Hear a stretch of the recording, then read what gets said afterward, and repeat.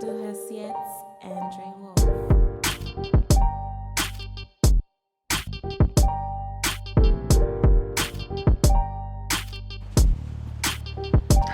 So the time is finally here. So tell me about yourself. I mean, I know who you are, but yeah, tell the audience, who is Ebele? My name is Ebele. I'm the Executive Director of Sales and Marketing for Rationale Limited. But okay, so tell us, what are you passionate about? I'm passionate about being in control of my situation. Tell me more about that. I think for me, I want to always understand the difference between what I want to do and what I'm being told to do, and channel my energy accordingly. Interesting. Okay.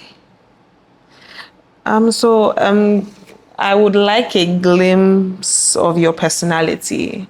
What's your personality like? Interesting, vibrant, magnetic, dramatic, and yeah, I think I'll leave it at that for now. So what are you looking at exploring with this podcast? I want to basically contribute to the conversations that young people have as far as helping understand themselves better. And what I mean by that is, again, coming back to being in control of our situation, right? Understanding the difference between what we want to do and what we're being told to do. Yeah. A lot of us actually go through our entire lives not really understanding what it would take for us to find fulfillment in our daily life. We live like the first 20 something years of our lives going through school, being told what career to do. And then when we come out, we only have the skill set of the career that we were not really passionate about in the first place as our only way to make living. And a lot of us just come to terms with adulthood as, oh, make it like wrap your head around the fact that your dreams will never come true. Yeah. So I think for me, I want my life story to be an example of, why you should really pour your heart into doing exactly what it is that you want to do, regardless of what other people are telling you to do.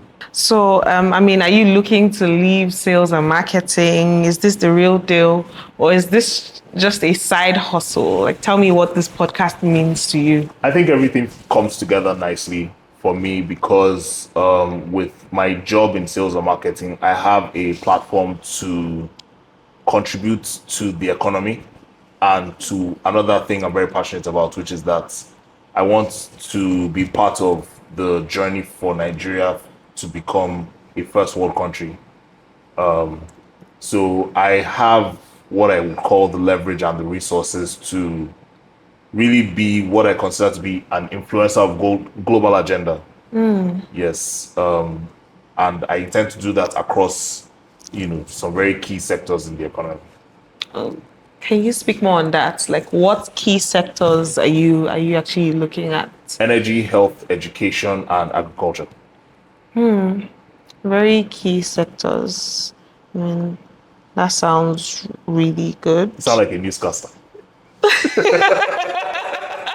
They're very key sectors. Okay, so I'm curious. Like, what sparked the idea to start a podcast? I've always been very fascinated by media and entertainment. Yes, I used to make music once upon a time, believe it or not. Yes, ice on my neck, all that good stuff. But for me, the podcast idea came to me incidentally while I was doing therapy. Yes, and I was journaling a lot. I was doing a lot of journaling, Yeah. and you can come in from there. You know what I mean? I was doing a lot of journaling, and in my journaling, I was very creative with my thoughts, creative in how I was articulating my thoughts, Yeah. how I was defining my problems, and trying to be more self-aware. Excuse me. Bless you. Yeah. So funny enough, sometime around last December, my cousin came from the US and was staying with me for a while. And in one of our many conversations, I showed him one of my journal entries, and he made a comment to note how, made a point to note how creative or how articulate I can be with my thoughts, and how I used to do that in my music. But now that I don't have the music outlet to do that anymore, Yeah. I seem to be doing that in my journaling. And then so he just said I should not give up on having a creative outlet for my thoughts. Yeah. And so a bit more time on that, and that's how I ended up with podcasting. Wow, that's very interesting. Suspicious. So yeah, I mean, what's your dream with the podcast? Where are you headed with I this think podcast? my dream for the podcast is to one day be a relevant voice for the people of my generation and the generations to come. Yeah. I want the things that I say and the lessons that I learn as well on the podcast Okay. to be an example for how people can manifest their own creative expressions. Right. Yeah. Not just that, but then to also learn a bit more about life from my own Yeah. experiences and from the experiences of the people I intend to bring on the podcast. Interesting. I would also want to know, like, how did you come up with the name? So Let Me Land. How did you come up with that? Funny story. So I talk a lot. I talk a lot, and Okay. I have a way of, not beating around the bush, but making my points in some very roundabout ways.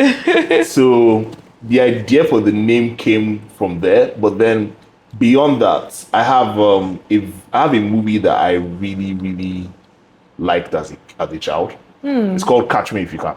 Okay. Yeah, it's a 2002 movie by Leonardo DiCaprio and Tom Hanks, where Leonardo DiCaprio is actually a scam artist. Yes, and his first scam was for him to be a pilot. So he used to fly a plane and everything. So the name Catch Me If You Can came from him flying the plane and being chased around the world. And for me, the idea of Let Me Land, plane landing, you want to make your point, finish your point and everything. So that's kind of how the two intertwined. But yeah, here we are. Wow. Interesting. Thank you. So yeah, down to the discussions on your podcast. You say Yeah. business, you say culture, you say entertainment, you say mental health. So could you tell me more about how you came up with these key topics that you would like to speak on? First of all, they all reflect areas that I have a lot of knowledge on, that I would claim to have a lot of knowledge on, that I would claim to have a lot to say Okay. about because of my own personal experiences, Yes. and also just places that I can offer what I can call disruptive opinions. Yeah, I might not want to be, politically correct or socially acceptable. Okay. Yeah, but I definitely would like to be given a fair chance to make my points and finish my points. Very important. So do you want to tell me more on the topic business? Business. Yes. Yes. So why business? Why business? Yes. Why I'm a business? businessman. I make money. But that aside, Okay. I'm not trying to brag because I actually don't really have that much money, I promise you. But I kind of grew up in the business environment. And in many ways, I don't really have that many applications of successful businesses on my own. But I seem to have been surrounded by people who have done that. And I have learned and gleaned from the knowledge of some very highly accomplished people in their own right. People who, for whatever reason, seem to recognize something in me that I can also achieve, something similar, if not more. Yeah. I studied business. Okay. I currently am doing my master's in Lagos Business School. And yeah, I've learned a lot. I feel like I know a lot that goes into what it means to run a successful business. So I would like to share, a lot of that and basically have some very interesting conversations around business as a result of that. Yeah. Yeah, nice. That sounds good. Okay, so what's one thing people assume about you, but they don't know the story behind it? People assume that I'm humble. Okay. Yeah. I can be, but I don't consider myself a humble person at all. Okay. Yeah, but I think what people that would think of me as a humble person, it's actually coming from a place of low self-esteem that I had to overcome at some point. Yeah. That sounds deep. Do you want to tell us more about why why you had the low self-esteem? I think growing up, I just didn't think much of myself because, on one hand, I grew up in two environments at once, speaking to my childhood on the mainland and also the part of my childhood that I spent on the island, being in the midst of people who considered themselves to be rich kids from very young ages. And they were people that I never really felt accepted by. Or I never really felt like I was one of them. Do you understand? Yeah. And then also on my own part, I kind of put them on the pedestal. Popular kids, the cool kids of that year. Yeah. So for me, I never really thought much of myself in that sense. I always felt like just a pretty regular kid. And I felt like wanting to be accepted by that circle was not, it didn't feel authentic to me. You understand? Yeah. So So tell me about a time when the story behind your journey surprised you. I think where, in the course of my journey growing up, I decided that I no longer wanted to be on the cool kids table. I wanted to build my own. Interesting. So what's the most misunderstood parts of your story so far? That I'm lazy. Why would people assume that? Because I live a very comfortable life. Interesting. Yeah. So have you ever felt like skipping the story and just showing the results? No, not really. I mean, I'm a storyteller. So it's like, if I just have the results to show, There's no story to tell. Imagine me coming first position in my class in school that year. What? You guys know how every class I attended went. I'll tell you the topic that was discussed and why I'll just, I love the story behind it. Yeah. So yeah. Okay. So what's a turning point in your life that nobody saw coming? This might be a bit emotional for me, but I think my family being worried about my ability to, let me just say, stay consistent in being a responsible adult. Right. I was someone that really struggled with consistency. I'm talking from a place of being responsible in your own rights and making good decisions, making, good choices, putting yourself in the right positions, So I think my family felt like I was a very one step forward, two steps back type of person. Yeah. And to be very honest with you, like, a lot of them still kind of look at me now and they are still kind of waiting for the shoe to drop. Yeah, but I think where I'm at now, it's just, I'm not really consumed by the idea of trying to prove anybody wrong or right. I just want to live by what I consider to be my own sense of, my own expectations, my own sense of success. Yeah, staying true to that as much as possible. Interesting. So if you could rewrite a chapter of your story, what would that be? I think my SS3. My SS3 Why? year.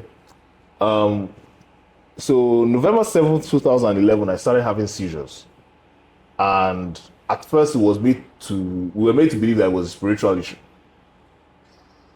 Turned out it was a medical one. Yeah. So I was out of my school, my boarding school, where I spent 6 years of my life, and I went to spend a semester in the day school, right? And that kind of disconnected me from what I consider to be like the final moments being with my classmates, and it made me feel like an outsider to my set, right? And it set me up for what I felt was the wrong kind of attention at the time.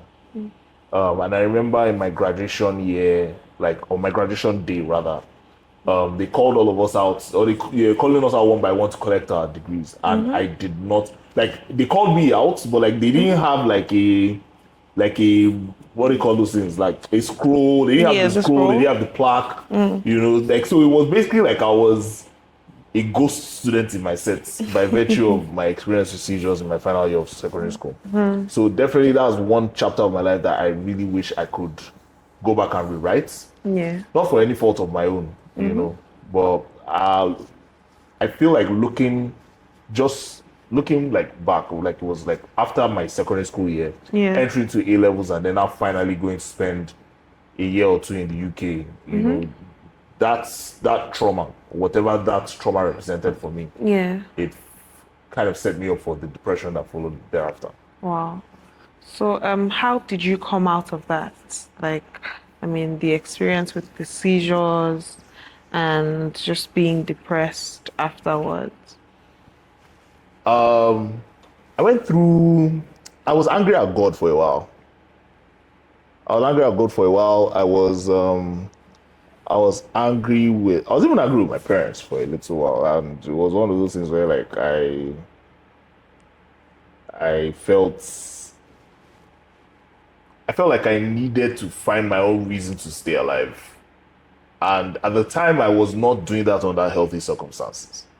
And for a while, I still wasn't doing that under healthy circumstances. But whatever I needed as a reason to, stay alive and basically come out of that depression, I had to go through that process, right? I wouldn't go too deep into what that process was, but I do know that at a certain point, I started to basically project my sense of existence onto other people. Like, as I need you to be the reason why I stay alive, rather than me being my own reason to stay alive, or the things that I care about to be the reason why I want to stay alive. And I feel like a lot of people are still stuck in that loop till now, so. So, I mean, do you think that you're out of that mindset? Yeah, 100%. We're talking as far back as 2015. Now, are the habits that were defined by that mindset completely gone? To a large extent, yes. But I would say that the habits that define mindset took a lot longer to overcome or change than the mindset itself. Right, yeah. So. Okay, so complete this sentence. If people knew the story behind me, they would.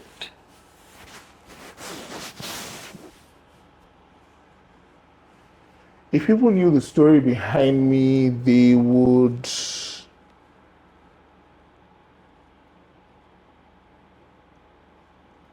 It depends. I think it depends on how they saw me before they knew my story. Some people would have a certain assumption of me or a certain perception of me, thinking that, okay, everything is easy, my life is rosy. I mean, you get. I have no difficulties. Like, let's assume that this guy has everything going for him. You understand that kind of thing? So if they knew the story, I'm like, okay, wow, you actually had like your own version of some serious challenges. Like, where, wow, okay, cool stuff. You get. Doesn't change the fact that you are not poor, hungry, or homeless at any point in time. Yeah. So give glory to God. Yeah. But it's another thing where, like, if people knew my story from a place of like having the mental fortitude to to develop discipline, to develop a hunger for success, to develop a consistency from a young age, to just be a well-behaved child growing up. Period. Feel like you could have done better. Yeah. So I think it's just a matter of perspective. Yeah. So tell us like a random story behind a scar, or like an object, or even your favorite song. My favorite song. Okay, so I'm a bit of a lover boy. Sometimes. Okay. Why is that important? Is that the question you have here? So sometime in 2014, I used to like this girl in my estate. I won't say her name. There was this girl I liked that lived in my estate. And she was schooling in America while I was in the UK.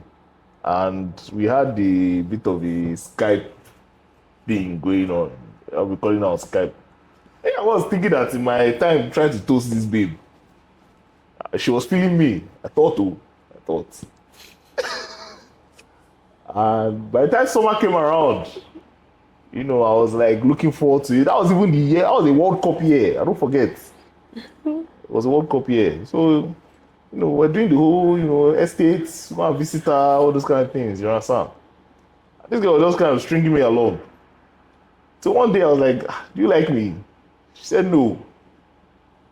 Yeah. And then there's this particular song from the script. It's called 6 Degrees of Separation. I don't forget. Yeah. How does it go again? Say first, you realize that a broken heart was going to kill you. The second part, and the third, then your heart splits down the middle, something. So yeah. It's random story. Oh, interesting. Yeah. So what's a funny backstory that you've never shared publicly? Once upon a time when I was an upcoming artist,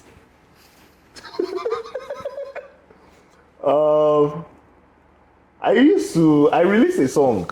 The very first song I released, called Back It Up. So an audio mark, those stream it. So, in trying to promote the song now, I shot a video. Yeah, I shot a video. Pool party, bomb shaking, everything. The whole works. Water splashing everywhere. And I shot the video. And I showed the video to my mother. Yeah. I was like, oh, Mom, see, how to put this video out. Back then, my parents were not really still feeling the idea of me doing music. I remember my mom's reaction. Now, having said that, I still went ahead and put the video out. But as I put it out, someone just, like, you know what? I took the video off YouTube. I think it was like in 24 hours, it had like 2 views or something. I was like, just my overreaction. I was like, no, I don't want to put the video out again. Because I felt like it wasn't a quality representation of what I want my music to look like. Yeah. And I felt like in that moment, I was setting myself up for like mediocrity. Do you get? Yeah. So, there was a lot going on in that moment. I also remember an instance where I went to promote the song at some nameless nightclub somewhere on the mainland. I had this blue towel on my head, trying to feel cool. And I was doing my whole, they played my song to do, back it up, show me what you got and everything. So, not my proudest moments. But yeah. I don't think I've ever said that in public or out loud. A lot of people don't know that. Okay, so what's one lesson you want people to take away from your story? I think that I'll say the one that is really on my mind. What God cannot do does not exist. Yeah. But